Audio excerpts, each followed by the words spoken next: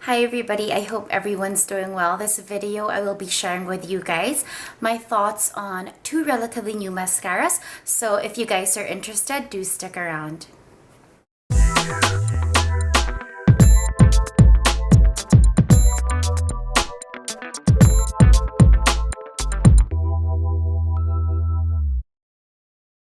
So here are the two mascaras which I wanted to do a comparative review on, and I thought it would be a great subject for a video because these are the two latest releases as far as I know from both brands.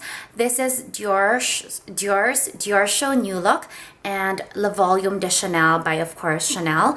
I believe these were both released last year. I know for a fact that the Le Volume de Chanel was released towards the tail end of last year, and if I am not mistaken, the Diorshow New Look was released a bit in the beginning or mid of last year. So I'm going to begin with the basics of both products. The Diorshow New Look retails for 28 US and it has 0.33 ounces, I believe. Yes, and the Le Volume de Chanel retails for 31 US and it has the size of 0.21 ounce. So really not much of a difference both in quantity and price, or the amount of product and price. They are of a luxury pricing range, and the difference is a 0.12 ounce between the Diorshow and the Le Volume de Chanel. Now, so it really just boils down to the finish it gives and how they both perform. I've had the Le Volume de Chanel and the Diorshow New Look about the same time, a little over a month now. And there are two major differences when it comes to the mascaras, and I think they're the most crucial differences when it comes to how your mascara will perform. One is the technology of the wand they both have, and the second is the formulation of the mascara itself. Now I'm going to start with the Diorshow New Look. This is the packaging. It is quite bigger than the Chanel's, yet its wand is very minuscule. I hope you guys can see that. There are two parts to the wand. The lower part has small synthetic bristles lined horizontally or this way throughout, in horizontal rows throughout the wand, and the front part just has smaller bristles just evenly distributed in a circular motion around the entire wand. I hope you guys can see that, but I will attach a close-up photo in the end. The formula itself is a very wet formulation, and you can see that even on the opening of the packaging where the product is dispensed, you can see the residue is a bit more of a wet consistency. Now with Le Volume de Chanel. Le Volume de Chanel has a synthetic wand as well. This is the packaging, and it is, I'm not so sure if it is glass or some kind of a special ceramic or plastic, but definitely it doesn't feel as plastic as most other mascaras. So this is how it looks. It's more streamlined. It has the Chanel logo over here.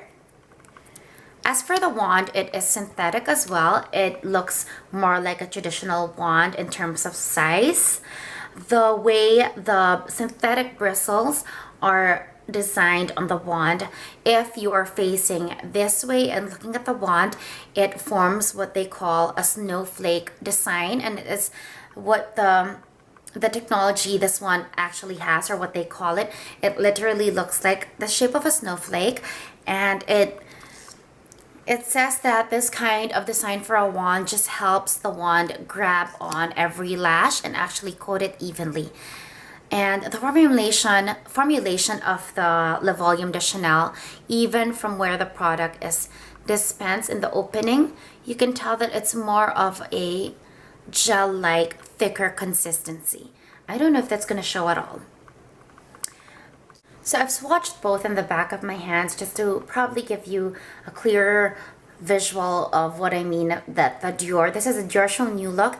It is a bit more wet even when I apply it. I'm not so sure if that's going to translate. This is the Le Volume de Chanel, and it looks even a bit more drier in the back of my hand, and even upon application, it has the consistency of a gel or a thicker formula, not very liquid-like.